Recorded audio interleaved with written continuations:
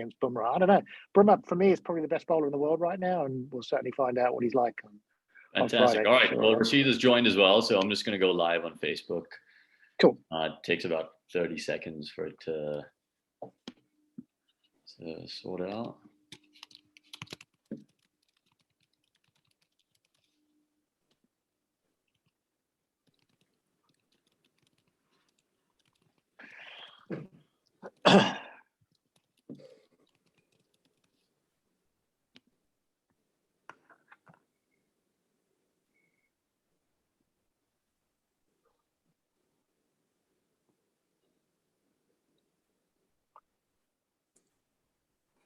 So are you guys following Wimbledon? Not really. I see a Brit one yesterday, but that's about all I know. All right, we're live on Facebook, guys. Welcome to the Fans in Are you guys Blue following Wimbledon? podcast. Not really. I see a Brit one yesterday, but Okay, I guess I'm hearing the sort All right, we're live on Facebook. That's deferred, Nick. it is delayed. deferred. I've just put that off now. Sorry for the technical difficulties. You guys all with me? Yeah. Awesome. Let's try this again. Welcome to the Fans in Blue podcast. It's been a while, and we are finally back into it. Fifth test. It's been 10 months in the making. Wanted to introduce my guests, a couple of my usual guests, Devendra Pawar, Rashid Balsara, and we've got our resident Brit, Nigel Armitage. How are you guys doing? Good. Hey. Good. Good. Very good. Two Resident based Brit in in New York, America. New Jersey, and one is in India, and I'm here in the UK. Different location for me from the last time. Yeah. All right, guys. Well, look, let's get straight into it. Big series, big match. We've clearly waited for this one for a while. India have been up 2-1 for the last 10 months. At one point, I thought that may have been how the series ended. What is the opinion of everyone in terms of the buzz around this match? Are you excited as a fan? I'm going to go to Devendra first. Hey, thanks for having me on the show as always, Nick. It's been a long time coming, and yes, we waited a long time for this fifth test. 10 months, you say? I'd say pretty exciting to begin with. We all looking at a prospect of a historic test win here for India, but then cloud of uncertainty over the selection. We're not quite sure what the playing 11 is going to be. The new captain, is he going to play or not due to COVID? So definitely looking forward to it, but I'm really not sure what we should be expecting as an Indian fan. But I'm sure it's going to be a thrilling test match nonetheless. And Nigel?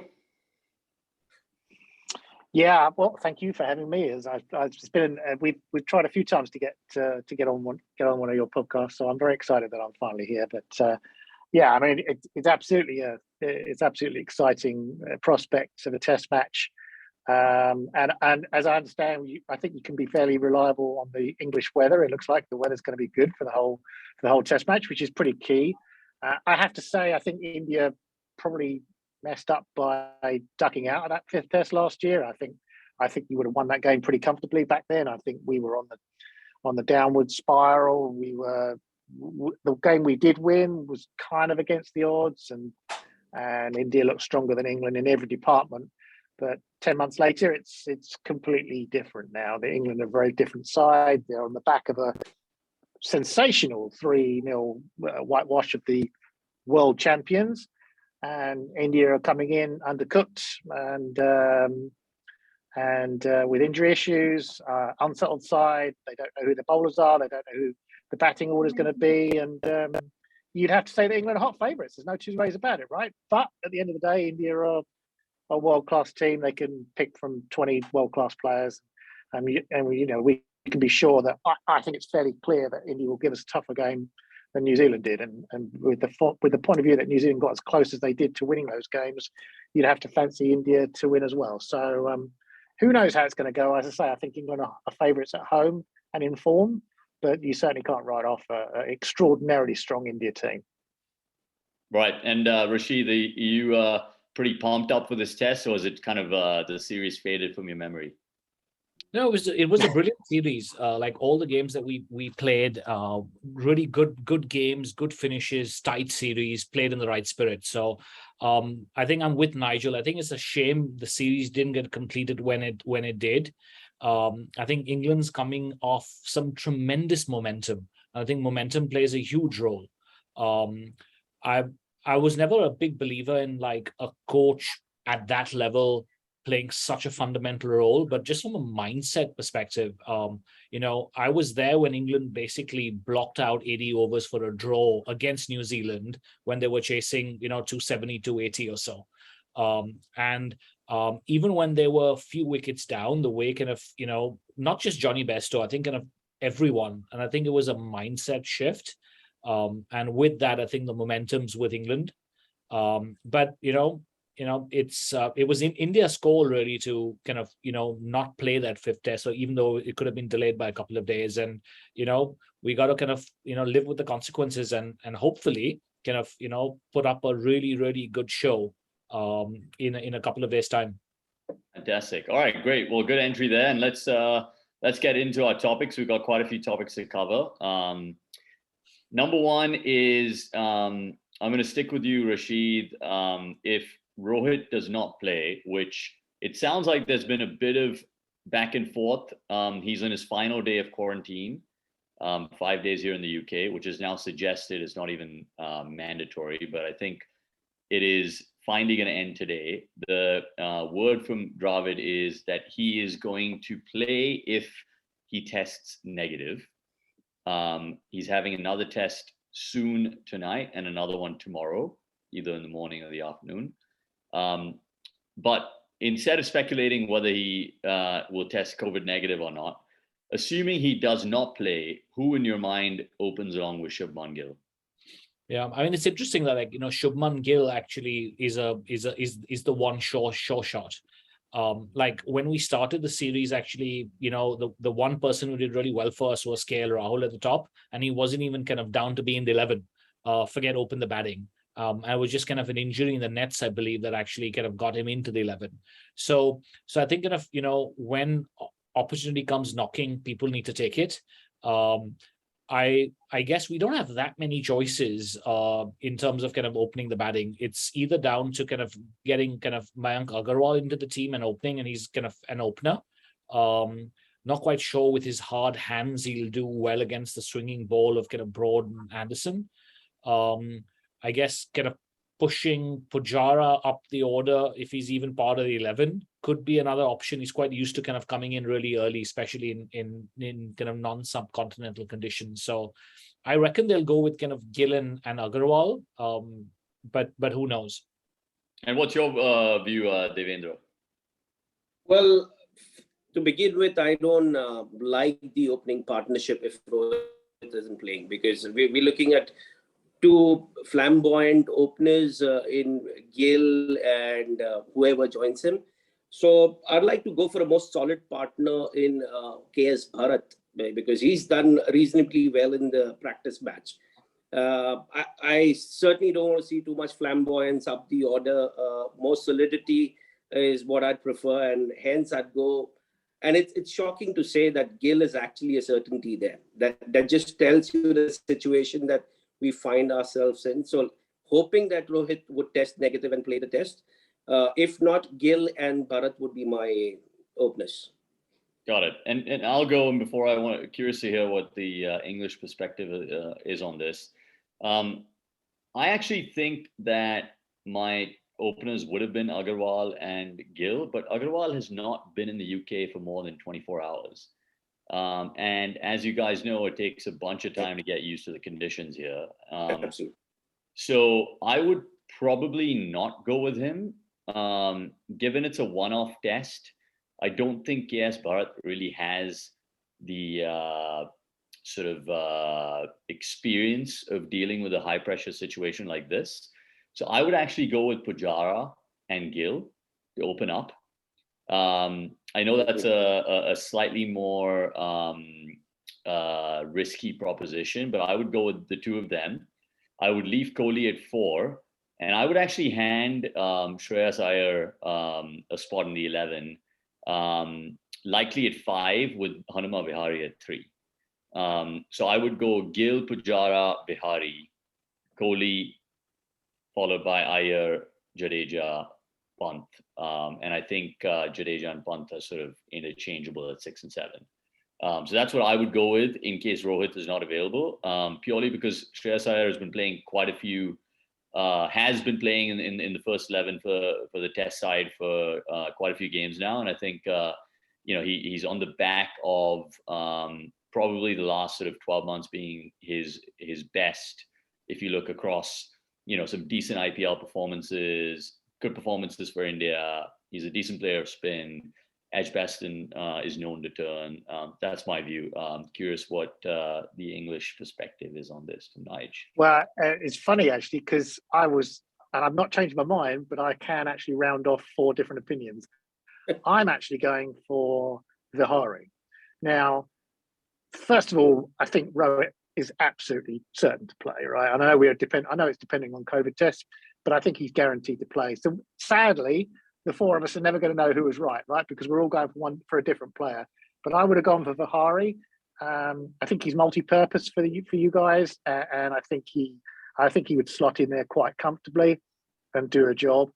I think then Pujara stays at 3 and Shreyas Iyer plays at 5, and ultimately, in a way, that would actually answer a conundrum that they have, because if Rohit does play, I'm curious as to who will bat at 5. I'm sure Pujara will play. I don't see any reason why he wouldn't play. So who would bat at 5? Would it be Vihari or Shreyas Iyer? I think Shreyas Iyer is the golden boy of India right now, and I would have thought they'd play him, but I know you seem to think that they'll play Vihari. So it certainly will be interesting to find out from that point of view. But what's the deal? Is KL Rahul not in the frame at all then? Is he injured or is he not there? Injured. He's injured. Yeah, he was in Germany recently for surgery. Sounds like he might be or some treatment. He might be out for a little bit. India doesn't have any major international assignments for the next couple of months. I think there's a short white ball tour of the West Indies, if I'm not wrong, in July, late July onwards. But it's actually a good segue to our next topic, which is probably a little bit more because we, open-ended, because we do have access to every single one of our first choice bowlers, which is what would be our first choice bowling attack. I've gone a bit back and forth on this, but I'm happy to sort of lead the charge, and I'd love for Devendra and Rashid to sort of dissect what my thoughts are, followed by Nige sort of giving us a perspective of who the England team might be least comfortable facing. I think we all agree that Bumrah and Shami are the leaders of the attack, and they play. Jadeja plays because he's an all-rounder. Question then becomes, do you go with 4 seamers or 3 seamers and 2 spinners? I think they go with the conditions. And actually, I think based on the forecast, it's supposed to be pretty good for days 3, 4, and 5, and a little bit rainy on day 1 and sort of mixed on day 2 is what I'm seeing. But my view is you kind of have to play the guys that are going to give England the most trouble. New Zealand did not really have a spinner in the series. The one match where Ajaz Patel did play, he was not even used. So I would go with both Ashwin and Jadeja, because I think they're the ones, Jadeja and Ashwin, especially Ashwin, with his record against Stokes, is going to give him a few problems. You've also got another left-hander in Alex Lees at the top of the order. And then I go with the third seamer, which I think has to be Siraj. I know he's not coming off the best IPL, but I think he's cemented his place in the test side. I think he's a very, very sort of big-hearted competitor. And unfortunately, it means one of the heroes of our last year's series, Shardul Thakur, Lord, doesn't get picked. I would say unless the conditions are severely in favor of seam bowling, maybe you go with him ahead of Ashwin. But I think that's sort of my five, which is Bumrah, Shami, Siraj, and the two spinners. Gonna go with Dev first. So I have a slightly different opinion here, Nick. While I like your lineup, it's quite the lineup that we would have in most of our test matches, whether India or abroad. I'd definitely go with Shami, Bumrah, Siraj as our frontline seamers. I'd be very tempted to play Shardul, given the conditions. In fact, I hear that the conditions are going to be overcast throughout the 5 days, throughout the course of the test match. And there's going to be a lot of bounce as well, which prompts me, it's quite tempting to play Shardul there. Also, he gives you a few runs in each innings. We all know what he's done on the last tour. And my lone spinner would then have to be Jadeja. Again, more because of the all-round abilities. And he could also stock up the runs for you, dry up the runs. England seems to be playing quite aggressive cricket, and you'd possibly also need someone who'd tie one end up and keep it tight throughout. I have two questions actually on that. One is to you, Dev, and one is actually to Nige. To you, Dev, being a spinner yourself, don't you think that the more bounce there is, the more it brings the spinners in play? So maybe we go with that, and then I'm going to go with Nige. Was that for me, Nick? Yeah. For Nige? Sorry, I'm confused. Yeah. Now, what's your question again? I'm so sorry. Sorry, the question was, doesn't the spinner come into play more when there's more bounce in the wicket? I hear the conditions are going to be overcast, and that's why I said that I'd rather go with Shardul and not the second spinner. And I personally haven't seen the best of Ashwin of late. I know what we're seeing is him playing IPL, but then the form doesn't look that great. He's not looked in the best of fitness. He's really turning out to be a liability on the field these days. Plus, he doesn't contribute much with the bat either. And hence, I'm very, very skeptical to play two spinners there and take that risk of missing out on the additional seamer, given that there is going to be bounce and sideways movement as well.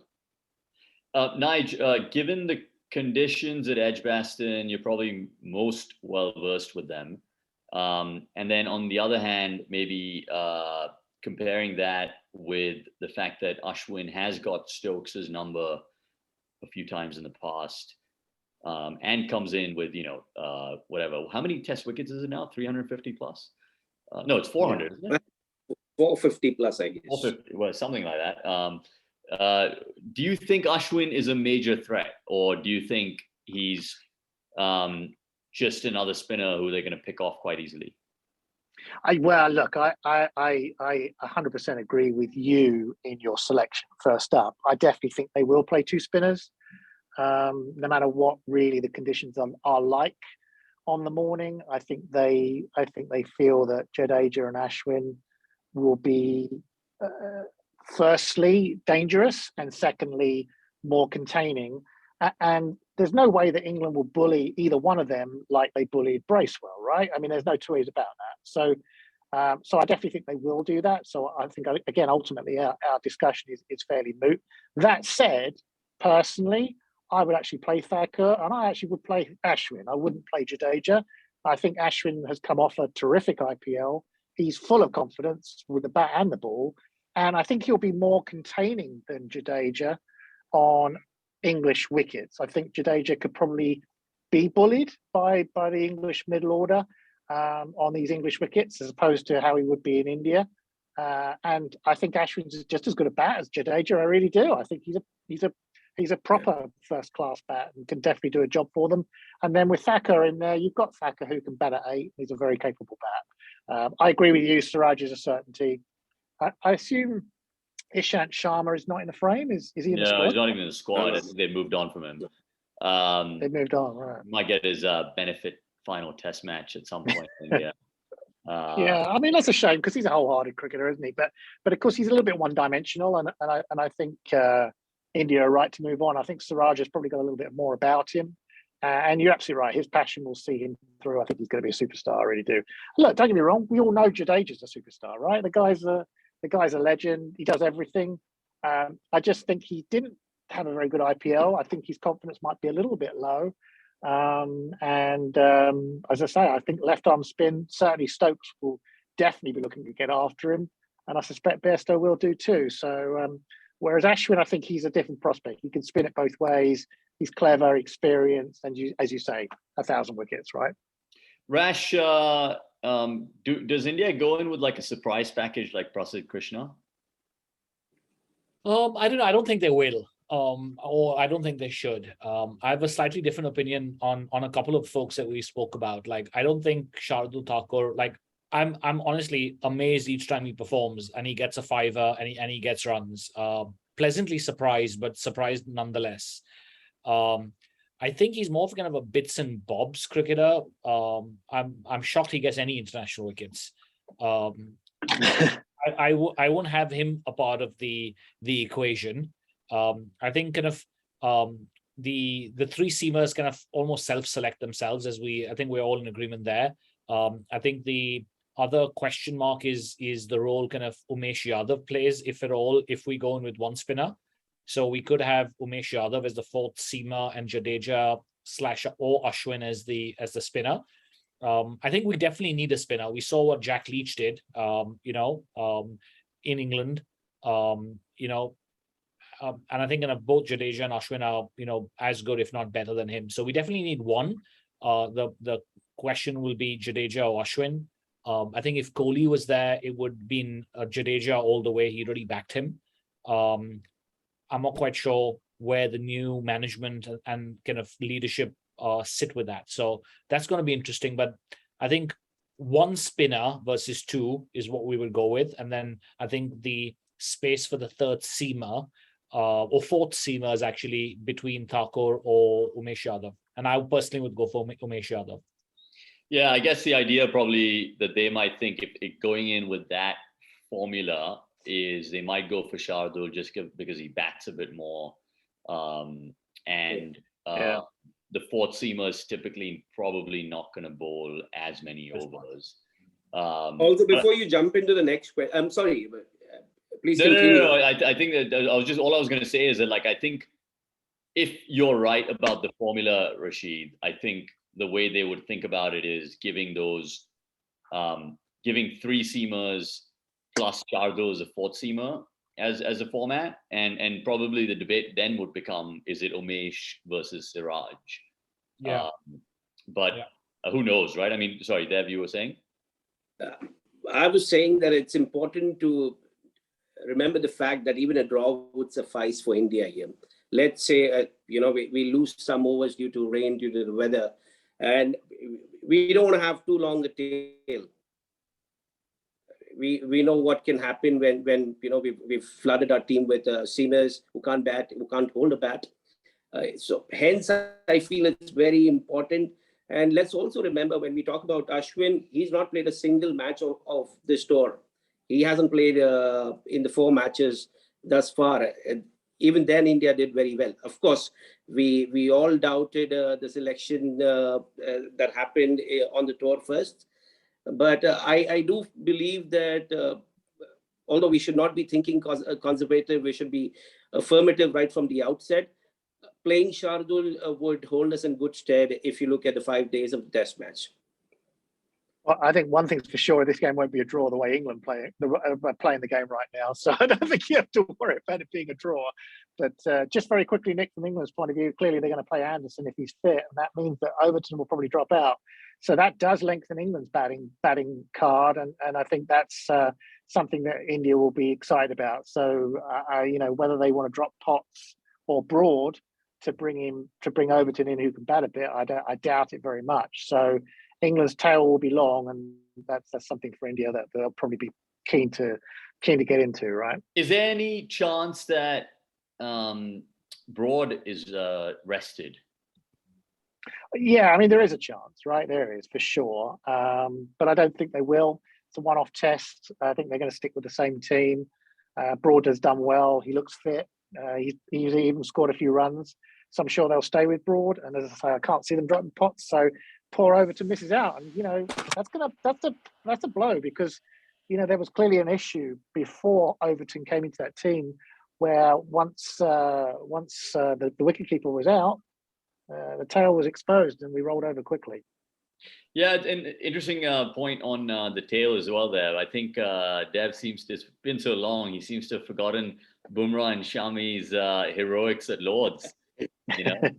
I actually forgot about it, to be very honest. But then you can't bank on them, to do what they did regularly. And hence, I mean, I'm just tempted to play Shardul Thakur. I think he's the man with the golden arm and the golden bat for us. He's been so far, and if he's done well, there's no reason for us to drop him. Yeah, no, that and makes sense. I think you're absolutely right. He's Thakur is golden, isn't he? He's got a golden arm, and he'll score runs for you. Yeah, I completely agree with you, Dev. I think he's another superstar for India, right? I can see Rashid rolling his eyes over. Next topic, actually, kind of, I want to sort of keep it going on the same thoughts because it does tie in pretty well, which is what does India have that New Zealand didn't, which would make this a better game and make England think twice potentially about their strategy? I'm going to go with Nige to begin with and then bring in Rashid, followed by Dev. Yeah, well, I think it goes back to my original point. I think Ashwin's the difference, right? I just, clearly we can't bully the Indian bowlers like we bullied the New Zealand bowlers. Now, will they go after Bumrah, Shami, and Siraj? I don't see how they'll be able to go after Bumrah and Shami with a new ball. Siraj will come on as a first change. If Bairstow's in early, I suspect he would want to go after Siraj for sure. But they're a different prospect. I mean, look, New Zealand are world champions, but right now they're not, right? They're not the team they were. They've clearly got issues. They've clearly got selection issues. They had injury issues. Trent Bolt looked tired by the end of that series. Wagner looked really tired, and he hasn't even played any cricket. So I don't think India will be like that. So I think Ashwin is key for them. And Siraj, we'll see what he does, right? Because as I say, once Siraj and Ashwin are into the middle order is where we get aggressive. So we'll see how that pans out. I just think India would have the all-round better team, but the problem is, of course, they're undercooked and England are rocking and rolling, right? So it's a fascinating setup. Rash, does the extra pace from Bumrah and Shami compared to maybe Wagner, Saudi, Bolt's pace is up there, but to Nigel's point, I think coming off, playing the IPL final and then playing the Lord's Test like 3 days later, after playing 3 tests, he definitely looked a little bit tired, although, his first spell against England in the first innings that England batted in the 3rd test was pretty good. Yeah. But nonetheless, the extra pace matter.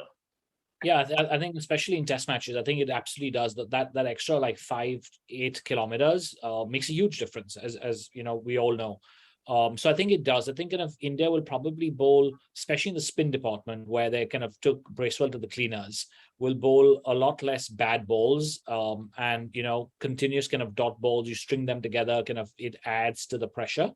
So I think kind of that'll certainly be one area of difference actually. I think kind of to be fair, kind of Bolt and Saudi, kind of world-class fabulous bowlers, they had England on the mat many times. It's just that England did fabulously well to fight back. They lost their top order multiple times through the series quite quickly. I think kind of previously they would fold because they probably would try to kind of shut shop, be defensive, not score runs and get out. They came out attacking, robbed the green with them. They got runs, got momentum and built from there. So I think kind of there's definitely kind of a chance for us to kind of grab the bull by the horns. I think kind of Root's form has just been unbelievably good for a long period of time, across probably last 18 months or so. So I think kind of getting him early will be key. I think Johnny Bairstow is like in prime form, basically playing T20. Again, changes the momentum when England on the back foot. Getting him early is going to be key. And I think kind of interestingly, they have, a really, really good test match keeper now. Keeping was done between Bairstow and Buttler for the probably last 7, 8, 9 series. And I think kind of Foster is just fabulous with the gloves. Like, just like you don't really see him. He doesn't make mistakes. He's great. And he's a decent bat. So I think England got their bases covered, but the pace and the hopefully being able to string together the dot balls will probably be the difference. Folks, you mean, by the way, not Foster. Yeah. Although he's Well, I'm also not sure if folks will play. Yeah, because it might be Billings because of the folks also tested positive for COVID. But Dev, what are your thoughts? So to begin with, I think the main difference between this Indian side and the side that played against England, the Kiwi side that played against them, is that we've got more match winners. As simple as that. If you look at a batting, I know that Kohli's not been in the greatest form, but then there are no better batsman in sight when Kohli is in full flow. There is Rohit Sharma. If he plays, he's a match winner. We've got Rishabh Pant. He can win test matches on his own. That's incredible. He's proven it time and again. We've got the best fast bowler in the world in Bumrah. The best spin options that one could have. We're in a dilemma whether to play one or both in Jadeja and Ashwin. So I definitely feel that we could actually fill in where New Zealand actually missed a trick or two. They had England on the ropes on a couple of occasions at least, but just missed the killer instinct to finish it up. And that is where India could actually make a difference. I don't see us doing the same mistakes that we've seen Indian sides in the past do, where we would get in similar situations, but we just wouldn't have that killer instinct to wrap the innings up, and which I don't see happening with this Indian bowling attack. So I feel we're in good stead, although advantage England for sure because of the momentum that they bring in to this test match. I think Bairstow is in incredible form. Even he possibly may not be believing the kind of runs he's scoring. Root is in prime form as well.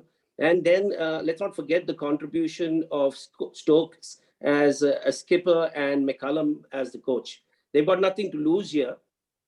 Yes, of course. I mean, there is pride at stake, but I think they're going to play fearless cricket, and that could be dangerous for India. But I think we are in good stead. I got to weigh in here. So agree with the general sort of thought process. In my opinion, I think first up, the extra pace from Bumrah, Shami, and Siraj will likely be probably a more sustained attack compared to New Zealand, which had Bolt, Southey, and then it fell away pretty quickly. Jameson was quite a handful in the first test, but didn't really have a great series thereafter, and then didn't play the last game. I think the added spin option, whether it's even one or two, definitely makes a big difference. I mean, Edgbaston is the most spin-friendly track in England. So having Jadeja and Ashwin both as bowlers 4 and 5, I think is huge, right? Because if you analyze the England-New Zealand series, I think, you can say that, okay, New Zealand's batting lineup without Ross Taylor, who's retired, without BJ Watling, who was pretty solid down the order, without Williamson in that second test, and quite frankly, having a pretty poor series for his standards, you could say that, yes, their batting was not at their best, but the series that Blundell and Mitchell both had was sort of unbelievable, really. I mean, they scored 500 and 400 runs respectively, or the other way around. But that's just amazing. And so I think if you look at New Zealand's scores overall, they were actually very, very competitive. And it has been a pretty sort of flat deck type of summer in England. I mean, I've looked at some of the games that I played in, and people have said that it's not normal to see so many runs scored. And it hasn't rained as much, but it started to rain a little bit in the last few days. I would still sort of surmise and say that the difference between the sides is the bowling and sort of the depth of bowling. And if you think about 5 bowlers for India, whatever combination they pick, I mean, we picked sort of like 4 or 5 different combinations between the 4 of us. I think that depth of bowling option, that you got a left arm spinner, you've got an off spinner, turn the ball the different sort of opposite ways. You've got a hit the deck bowler who seams it and swings it in Bumrah. You've got another hit the deck bowler in Shami, who's sort of like more of a enforcer. And then you've got either Shardul, who comes and bowls that wobbly ball, or you've got Siraj, who's sort of your classic swing bowler with a lot of heart. I think you put that all together, and it's a pretty sort of potent bowling attack. And it's sort of going to be, I think, a sustained pressure, which is then sort of my question to Nige. If that sustained pressure does play out and you have England 3 or 4 down, do they then play in the same exact manner? I think they will. I think Stokes has made that pretty clear that that's what he wants to do. And obviously that's a concern, isn't it? Because Bairstow could go out there and be positive and play a full shot and get out and expose the tail, right? Because as we say, the England tail is a long one, particularly if Overton doesn't play. So yes, I think it's pretty clear that Stokes intends that same positive attitude. And frankly, they have to, right? It's the only way that, to be honest, it's probably the only way they can beat India. So we'll see. Clearly, Root is key to the series, because if he can hold one end down, like he did in most of those games against New Zealand, then those other guys can play around him. So that's massively important. And Pope as well. I think I mentioned on our WhatsApp page, he came of age in that second innings. He scored 100 in the previous game on a fairly flat track. But that was an impressive innings late on that 4th day. It was a shame that he got out so soon on the 5th morning, but he looks the part. He's another Ian Bell. Everyone talks about him being another Ian Bell. I think he's got that ability, so we'll see how he does against India. It'll be tough for him because he's going to be coming in quickly. I don't see Crawley lasting too long against Bumrah and Shami. I think they'll both be wetting their lips at bowling at Crawley. So we'll see how Pope does, I think. Now that you said that, Crawley's going to score 100, isn't he? Well, look, I said to you in the on the WhatsApp, Crawley's a magnificent talent. There's no doubt about it. God, you don't score a Test century, double century, being an ordinary player. He's a special talent. He's just completely out of form right now. I wouldn't be picking him. He needs to go back to Kent and score some runs. But he's going to play on Friday in the year. You never know. He could score 100. He's going to go out there positive, and he's got all the shots. So maybe you get away with it, get some luck early on, and he could easily get 100. Absolutely. Dev, what do you think India needs to do strategy-wise differently in order to sort of almost break through this New England juggernaut? Well, I don't think we've got to be too bothered about what's happened in the series against New Zealand. All we've got to do is remember the good things that we did last year, 10 months ago. We've all got to hope that Kohli strikes form again, and so does Pujara. Pujara's looked in commendable form in the few matches he's played in England in the last month or two. We've just got to play positive cricket, not think too much of a draw, because that could be a folly. Just hoping that even if we draw the Test match, we would still go on to win the series. And I don't think we've got to worry much on the bowling front. We've got some incredible bowlers. Shami is the best second innings bowler in the world. Bumrah is the best first innings bowler that we have in the world. We've got a great spinner, whoever plays of Ashwin or Jadeja. So the strategy is going to be very simple. The only thing probably is we could do good with a solid start from our openers. I think that would actually determine the fate of this Test match, which way it goes. If we could have a good 50, 60 run opening stand, we could see India score 300 plus. If not, you never know. Rashid, do you think that India gets in England's face. You know, there seemed to be quite a lot of friendliness from the Black Caps with this English side, and you know, they talk about New Zealand being, you know, one of the nicer teams to play against and all this sort of stuff. And you compare it to the series a year ago where New Zealand actually won against England. They probably played exactly the same way, had a couple of different guys, you know, Taylor, PJ Watling, sort of better overall makeup, and just had momentum and won. But would they have won against this English approach? I don't know. Who knows? That question will never be answered. But does, you know, Virat Kohli basically just, you know, fire up the boys, even though he's not the captain anymore, and get in this England side's face, you know, fight fire with fire? Is that sort of the one ultimate difference that India will bring against England that could potentially distract England from its plan to just go out and, you know, all out attack? Yeah, I mean, I think there is definitely will be more intensity. That's for sure. I like the intensity that Kohli brings, to be honest, against whoever he's playing. The passion and the intensity that rubs off on a lot of the other players. That's great. And the more we can get the opponents kind of thinking about us versus what they should be doing, the better. I think kind of the one thing that will set us apart is if we get the ball to reverse swing. I think kind of that's when like we go from great bowlers to unplayable bowlers. And I think kind of finding a way to get reverse swing going would be absolutely crucial.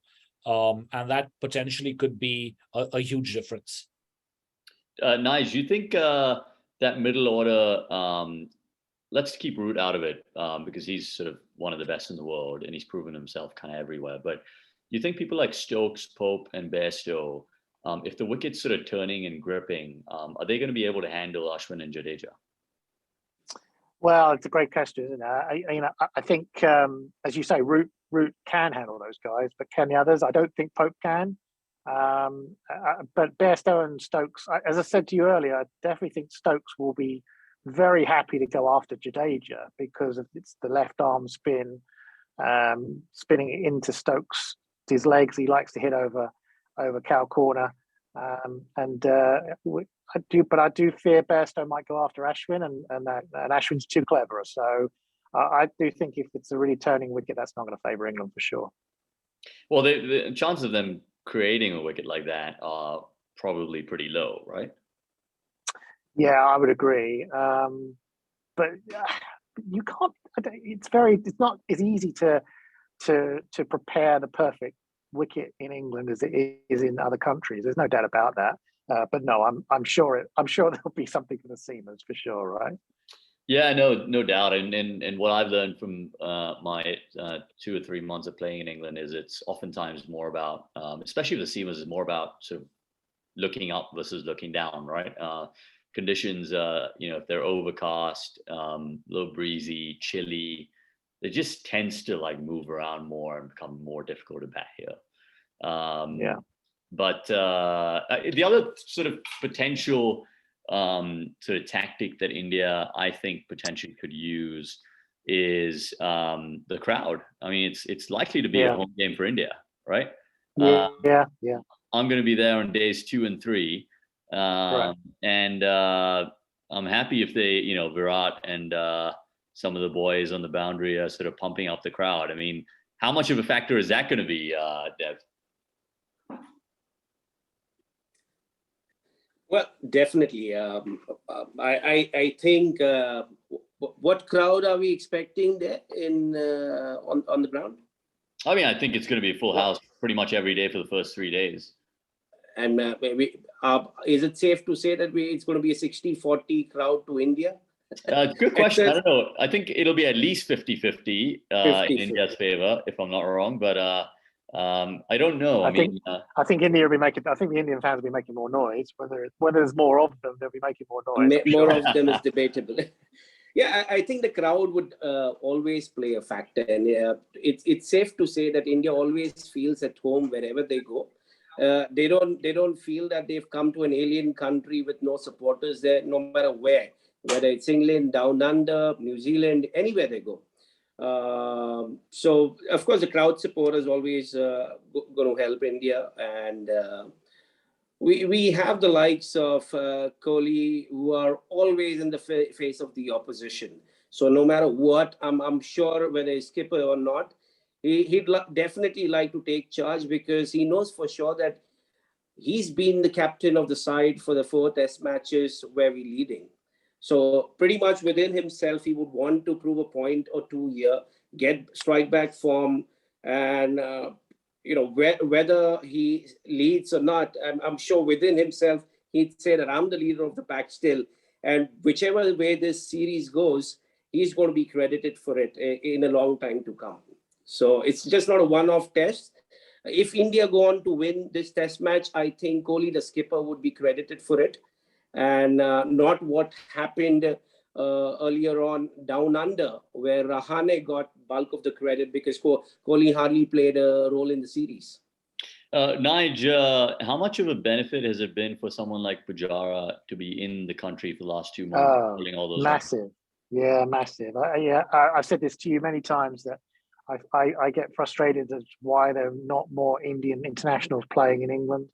I think Pujara has definitely benefited. I don't think he scored a massive amount of runs this year, but certainly last year he did, and I'm sure he's going to be very comfortable in this test match for sure. Right.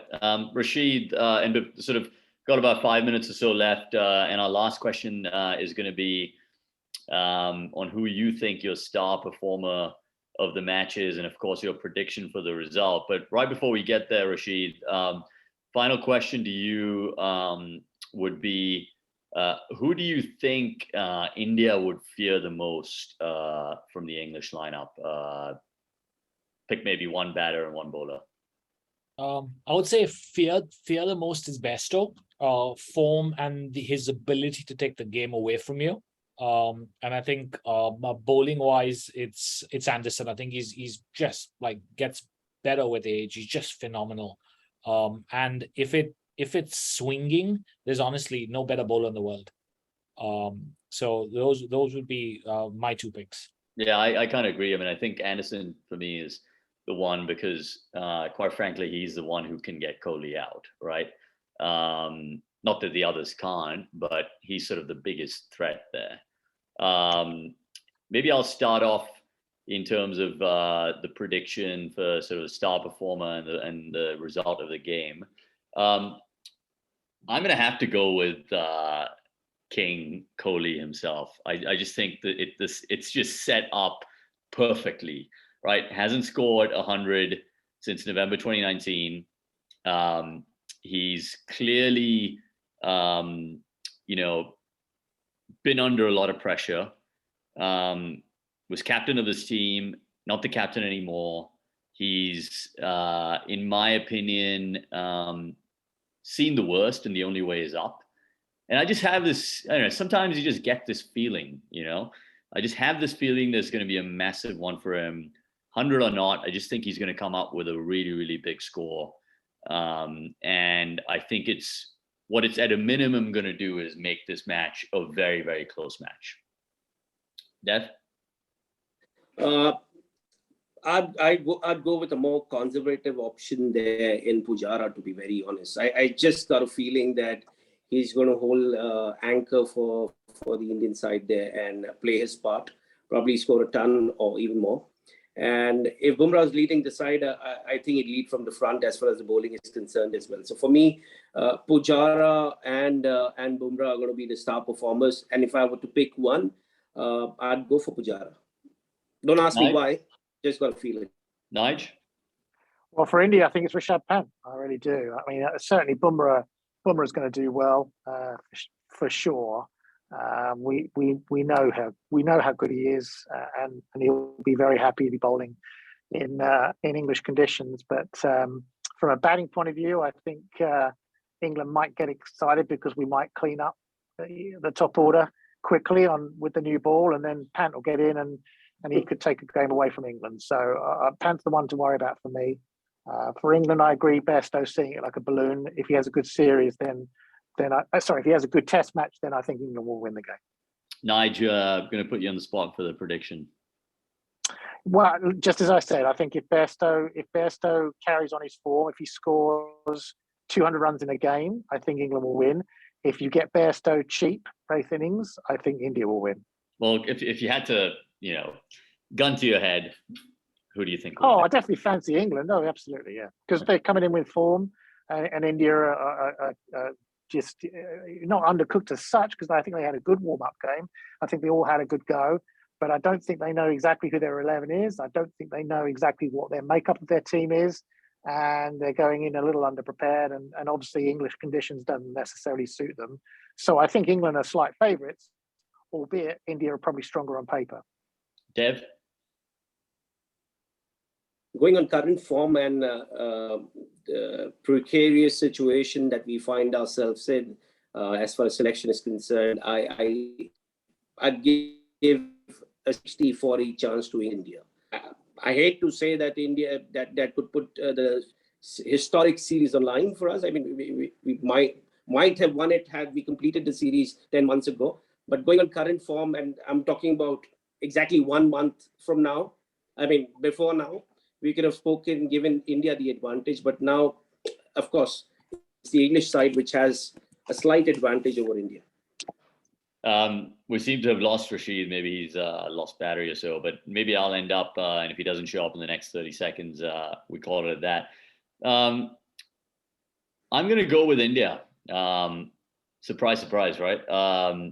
I did sort of wanted to think about it from a very, very objective standpoint, and I kind of came up with England probably have the advantage going in, given the fact that they've done so well against New Zealand. They've got a new coach, they're on the upswing, they've got their 11 sorted, maybe barring their openers.